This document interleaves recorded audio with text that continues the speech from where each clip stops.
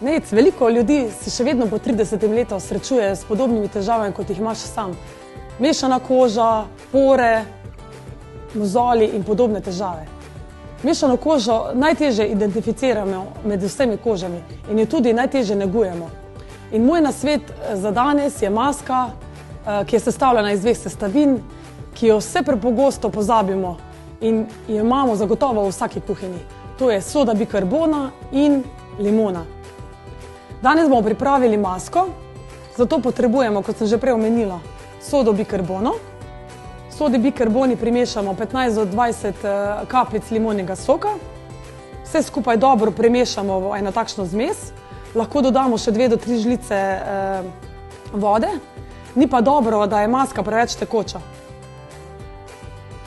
To masko pa lahko uporabimo tudi kot peeling, ker je malo bolj groba, tako da si jo nanesemo na obraz. Mogoče prve 2-3 minute malce zmasiramo obraz z njo, nato pa jo pustimo 15 do 20 minut.